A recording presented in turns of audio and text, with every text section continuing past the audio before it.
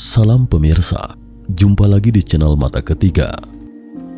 Terima kasih untuk Anda pemirsa setia yang mengikuti dan menonton inspirasi Mata Ketiga.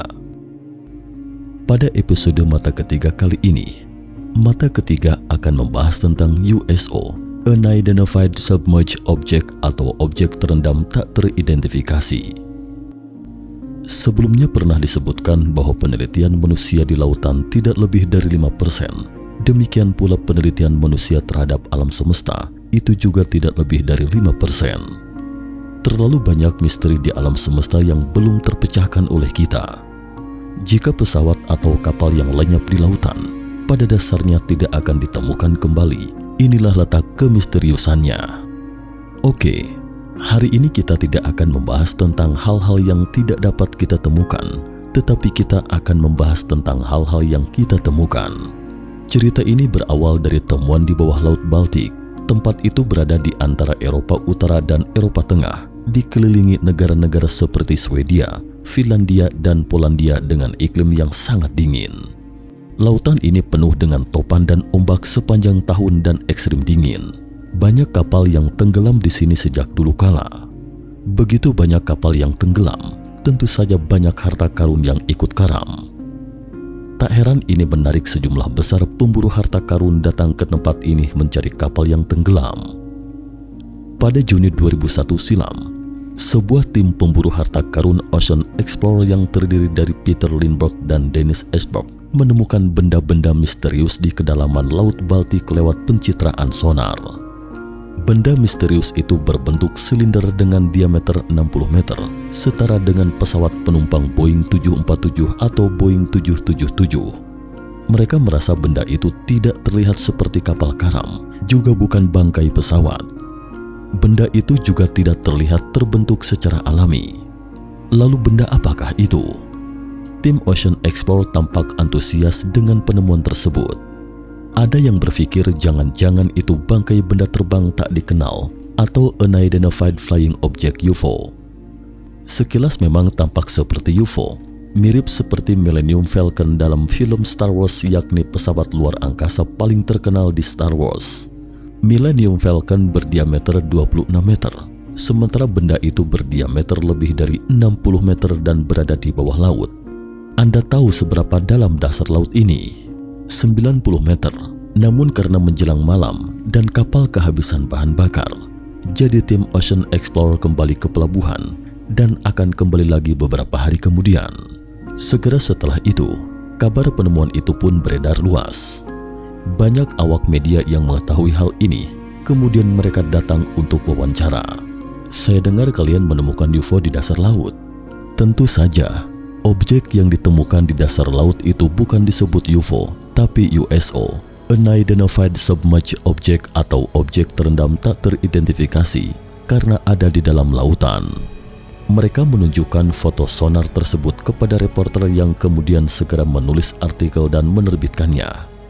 Alhasil masyarakat di seluruh dunia pun mulai memperhatikan penemuan ini. Penemuan ini memunculkan spekulasi yang beragam. Ada yang mengatakan bahwa benda tersebut kemungkinan merupakan bukti pernah terjadinya kecelakaan pendaratan pesawat UFO atau pesawat luar angkasa di masa lalu.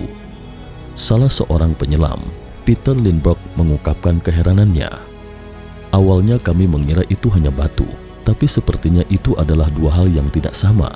Di Baltik tak ada aktivitas gunung berapi, karenanya sungguh aneh ada benda asing seperti ini. Kami tak tahu benda ini fenomena alam atau mungkin sebuah objek. Kami melihatnya lewat sonar saat mencari bangkai kapal dari Perang Dunia Pertama.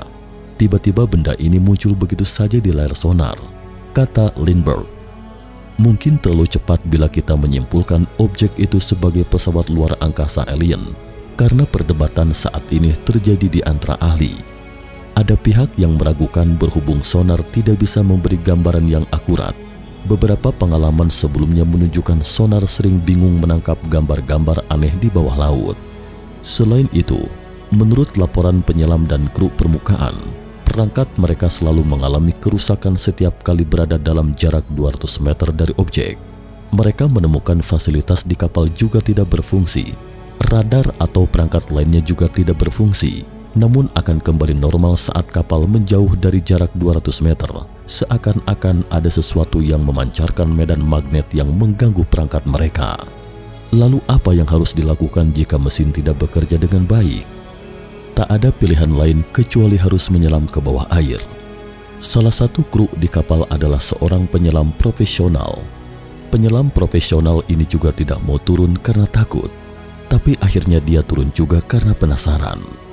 Kapal harus meninggalkan area itu sejauh 200 meter, jika tidak perangkat telekomunikasi mereka akan terganggu. Penyelam terus berenang di sana dan menyelam dalam waktu yang lama sampai tidak bisa melihat apapun karena gelap gulita. Dia mengandalkan cahaya lampu senter yang dipasang pada tangannya, tapi hanya bisa melihat-lihat dan meraba-raba benda ini. Penyelam bermaksud memecahkan sekeping benda dengan palu dan membawanya ke atas untuk melihat benda apa itu sebenarnya. Tapi ketika akan memecahkannya, lampunya tiba-tiba padam dan sekitarnya menjadi gelap gulita. Selain itu, tangki oksigennya juga tidak berfungsi dengan baik. Dia berteriak tidak bisa menghirup oksigen. Sementara orang-orang di atas kapal tidak tahu apa yang dia teriakan. Karena tidak tahu apa yang diteriakan, dia pun ditarik ke atas kapal dan menceritakan perihal yang dialaminya. Para awak kapal pun bingung sesaat, lalu bertanya pada penyelam itu, bagaimana kalau dia menyelam lagi? Tak disangka dia mau kembali menyelam, dan kali ini dia berhasil membawa sepotong batu ke atas. Setelah mengambil batu stone, ia mengambil fotonya dan memostingnya ke dunia maya. Netizen pun heboh saat melihatnya. Wow, apa ini? Seorang ahli geologi mengatakan itu hanya batuan vulkanik, namun ada yang menampiknya dengan mengatakan bahwa gunung berapi terdekat berjarak 800 km dari tempat itu. Menurut ahli geologi, itu tidak mengherankan. Biar ku ceritakan bagaimana batu ini sampai ke tempat itu, kata si ahli geologi itu. Menurutnya, Laut Baltik dulunya adalah gletser. Batuan vulkanik bersifat pasif di dalam es. Kemudian es ini melayang di sepanjang gletser dan laut, lalu membeku setelah melayang di sini. Batu itu kemudian jatuh ke laut. Meski ahli geologi berkata demikian, tapi dia hanya menilai dari bentuk batunya. Batuan itu pun segera dianalisa komposisinya. Para ahli tercengang setelah mengetahui komposisinya. Pertama, membuktikan bahwa jika itu bukan batuan vulkanik, berarti komposisinya salah. Batuan ini mengandung banyak titanium, besi, dan mangan. Dilihat dari komposisinya, itu jelas bukan objek yang terjadi secara alami tetapi hasil buatan. Tapi apakah itu buatan atau bukan masih sulit untuk dipastikan. Karena melalui analisis komponennya, ditemukan bahwa benda itu mungkin telah berusia 140.000 tahun lamanya tergeletak di dasar laut. 140.000 tahun kala itu, manusia masih berupa primata. Mungkin saja ada peradaban tinggi pada 140.000 sebelum Masehi. Penggemar UFO di seluruh dunia sangat antusias begitu mendengar berita ini. Wow, kita akhirnya menemukan sepotong bangkai UFO. Teori senjata rahasia Amerika. Pada saat itu, ahli geologi pun diam 1000 bahasa setelah mengetahui komposisinya. Kemudian muncul seorang sejarawan yang mengatakan bahwa dalam sejarah, Amerika Serikat maupun Uni Soviet berada dalam masa perang dingin ketika itu. Saat itu dikatakan bahwa Amerika Serikat banyak menyebarkan detektor kapal selam ke Laut Baltik hanya untuk memantau apakah Uni Soviet memiliki kapal selam atau tidak ketika itu. Jadi kemungkinan detektor ini mengirimkan sinyal interferensi dan membuat kapal selam tidak berfungsi.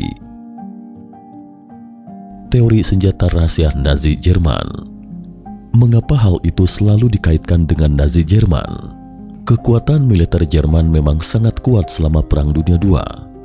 Pada akhir Perang Dunia II, Amerika Serikat menangkap semua ilmuwan Jerman.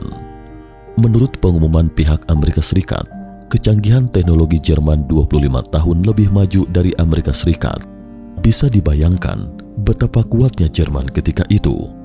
Saat teknologi Amerika Serikat yang paling maju ketika itu ditunjukkan kepada ilmuwan Jerman mengatakan, itu adalah teknologi yang kami miliki 25 tahun yang lalu, sudah usang.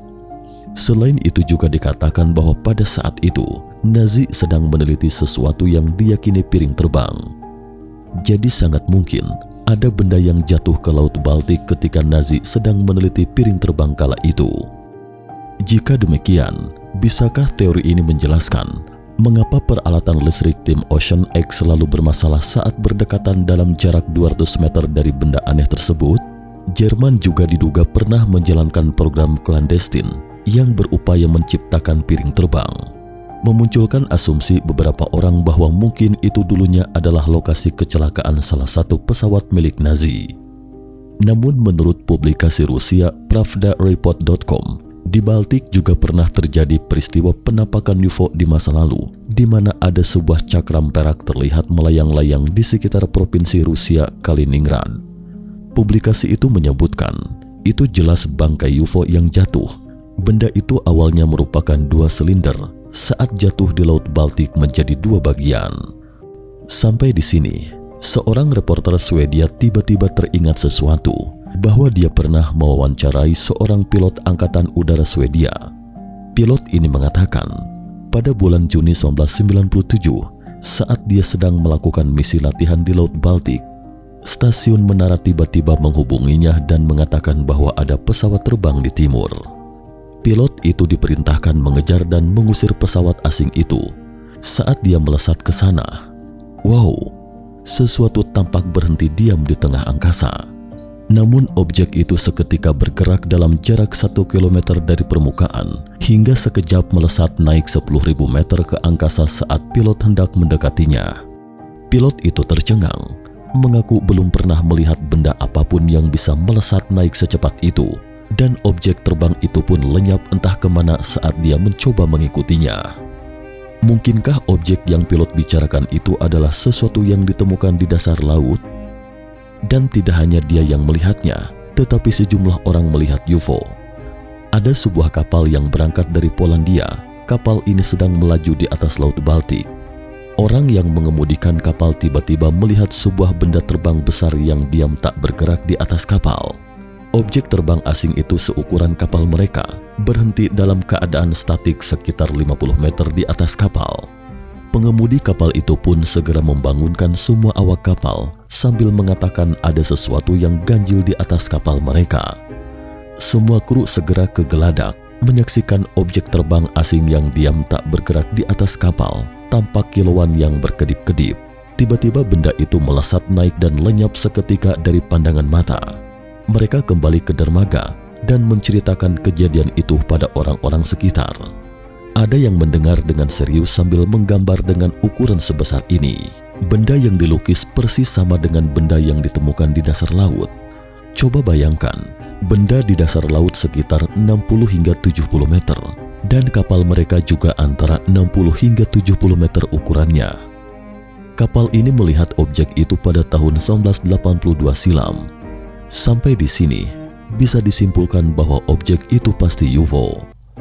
Tim Ocean X bermaksud mengangkatnya ke atas, tetapi karena terbentur dana dan sumber daya manusia, tim Ocean X lalu menghubungi militer Swedia, namun permintaannya ditolak. Selain itu, militer Swedia bahkan mengirim kapal untuk memantau mereka setiap hari. Tim Ocean X merasa bingung untuk apa militer Swedia memantau mereka. Ocean X lalu merekrut sendiri beberapa penyelam. Mereka menyelam sedikit demi sedikit, mungkin bermaksud menyelidikinya sejenak. Tetapi ada satu masalah yang sangat membahayakan keselamatan, yaitu angin topan dan gelombang ombak yang kuat, sehingga perkembangan eksplorasi sangat lambat. Hanya pada bulan Juni tiap tahun tempat itu baru bisa sedikit tenang dan baru bisa menyelam di sana. 7 tahun telah berlalu, sejauh ini masih belum diketahui secara pasti apa gerangan sebenarnya benda itu. Tapi gambaran keseluruhan dari benda itu semakin diketahui. Padahal dari radar terlihat ada beberapa jurang dengan garis lurus. Beberapa orang yang mempelajari peradaban Atlantis mengatakan itu adalah tulisan bangsa Atlantis. Artinya secara harfiah dalam bahasa Inggris disebut Jupiter the One. Mungkin itu adalah nama dari pesawat luar angkasa tersebut. Nah pemirsa, cukup sekian dulu Mata Ketiga hari ini. Bagaimana pendapat pemirsa tentang konten video Mata Ketiga kali ini? Jangan lupa tinggalkan pesan agar Mata Ketiga bisa lebih baik dan semakin baik ke depannya mengungkap misteri dunia. Terima kasih atas perhatiannya. Sampai jumpa.